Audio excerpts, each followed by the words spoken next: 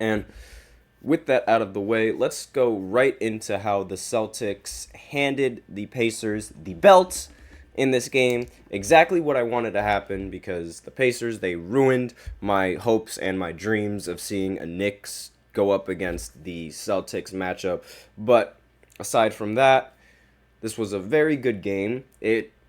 I was actually, if you want to listen to TJ's take, because TJ is a Boston Celtics fan, he does the sports podcast directly after my show. I recommend watching it.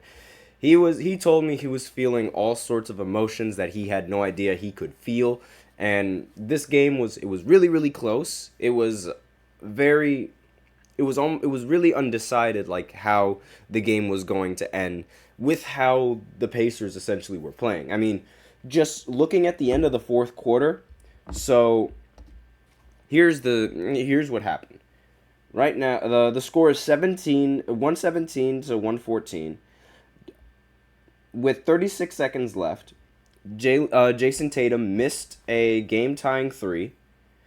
Then Tyrese Halliburton turned the ball over. Then someone else on the Pacers turned the ball over. Then Derek White missed a layup with 17 seconds left. And then Jason Tatum missed a fadeaway jumper with 14 seconds left. And then the Pacers turned the ball over again. Then Jaylen Brown hit his ridiculous three-pointer to tie the game and send it into overtime. And then Tyrese Halliburton missed a fadeaway three. So the Pacers had three possessions, three times to capitalize on this game, and they turned the ball over every single time. Now, it's the Celtics, they were practically giving the Pacers this win, but the Pacers couldn't capitalize on it, and they ended up losing because Jaylen Brown wanted to send the game in overtime with this crazy shot that he just all of a sudden has in his bag. I didn't expect that shot to go in. That was crazy shot. It was a great shot. I mean, look at him.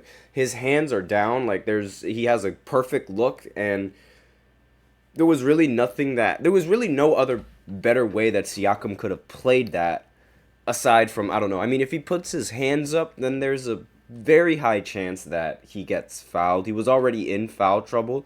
So in the huddle, they were probably like talking about Siakam and saying that, like, okay, he's in foul trouble, so maybe you shouldn't try and contest that much. But he did a good job not contesting, while at the same time making Jaylen Brown's life difficult in order to hit this shot. So Brown, before he even had this shot in the bag, he had a pump fake, and it seemed like, there was enough time for Jaylen Brown to be fouled. And here comes LeBron tweeting this out, saying, "This is why you always foul when you're up 3. And it doesn't matter whether, like, they could tie the game. You should always foul when you're up 3. And I'm obviously going to agree with Bron. I felt that there was just enough time for Jaylen Brown to, there was just enough time for Siakam to intentionally foul him. But I guess since he was in foul trouble, they already, to be fair, the Pacers, they never foul when they're up 3. And, it worked for them before when Brunson was, for some reason, just flailed the ball up in the air and was praying to get contact. So it's not like this strategy for them hasn't worked before. But when you're looking, obviously, hindsight says, okay, well, he should have been fouled. But would he have been able to get the foul off?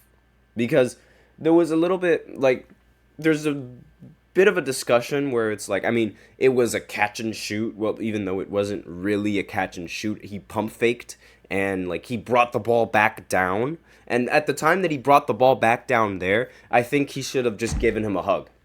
I think there should have been somebody on the Pacers giving him a hug so that way he couldn't, go in the shooting motion that he has while at the same time just getting fouled. And if you foul when you're up 3, then you have the opportunity to be able to put the game in your hands, if that makes sense. Because you're giving them 2 free throws. But at the same time, you'll still be up one, and you have possession.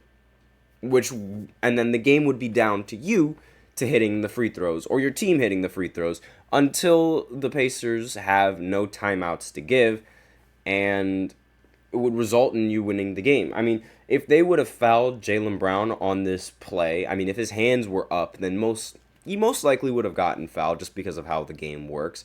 But there was a very good window for him to just give him a nice old hug and prevent Jaylen Brown from even thinking of shooting the ball, which would have then put them in a better spot to win. That's my personal opinion on this. But then again, if you're the Pacers, I think you'd live with this kind of shot, because just look at the degree of difficulty on this shot. He's practically fading away in a corner where, after pump faking with a 6'7", 6'8" defender in his face. I mean, from the looks of it, it doesn't really look like he's contesting the shot. Like, it looks like an open. It's honestly like an open look. I don't know. Let me know what you guys think. Like, do you guys think this is considered an open look, or is this a contested look? Because, to be fair, like, there's nothing stopping Jaylen Brown from getting a good view at the basket. But the degree of difficulty on this shot it's obviously very difficult. I mean, like, it's a crazy shot to be making, especially with all that pressure riding on you. And I was very, very surprised with that shot. Thank the Lord that they ended up hitting that shot and sending this game into overtime, because the Celtics then rallied and took advantage of the Pacers, who seemed to be struggling a little bit in OT. And then Jayson Tatum, who was a little bit quiet throughout the majority of the game, ended up sealing the deal with a long three-pointer at the top of the key. Now, the box scores of this game: Siakam ended the game with 24 and 12, along with 7 assists. Now, I'm just going to exit out of this real quick as I talk about the box scores. Halliburton, he ended the game with 25 and 10, so it seems like he remembered how to play basketball now.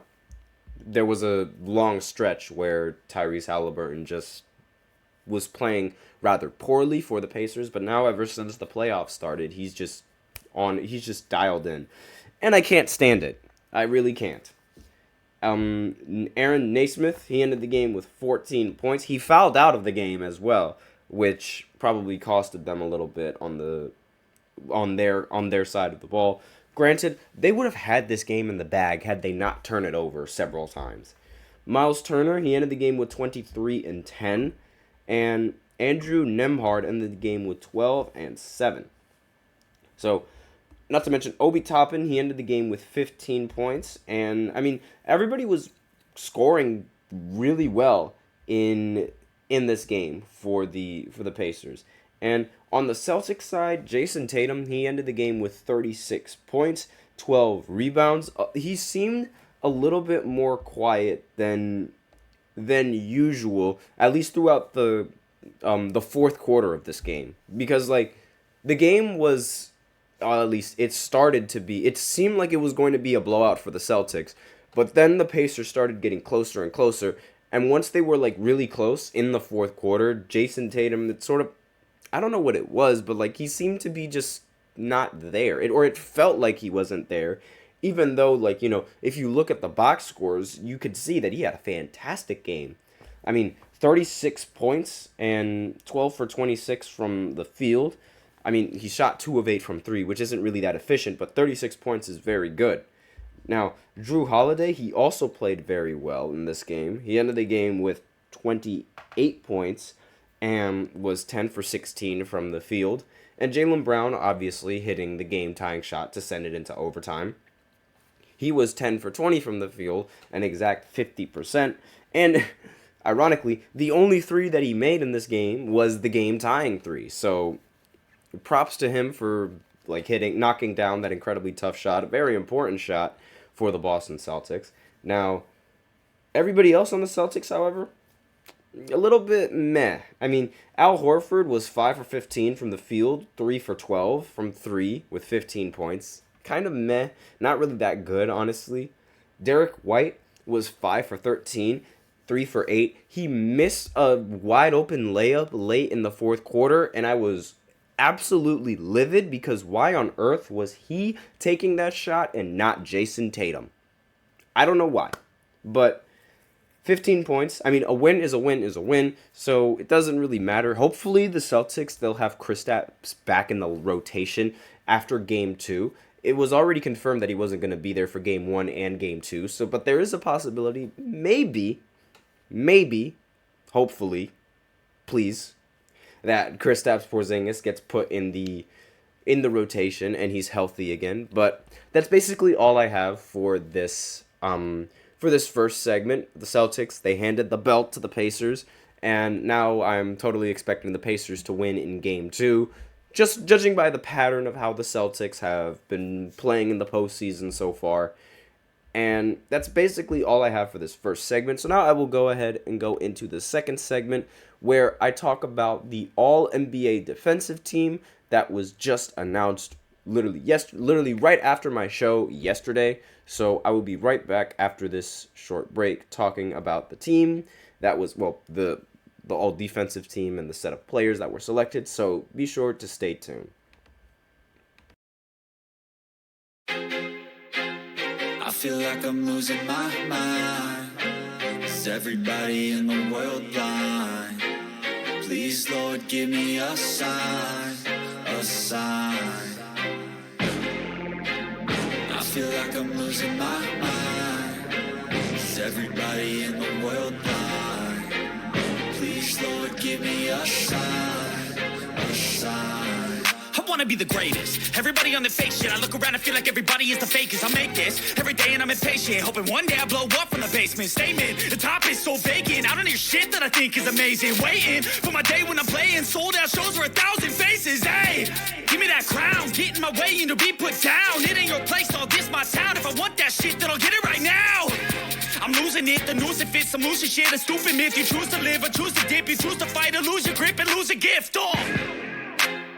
I feel like I'm losing my mind. Is everybody in the world blind? Please, Lord, give me a sign, a sign. I feel like I'm losing my mind. Is everybody in the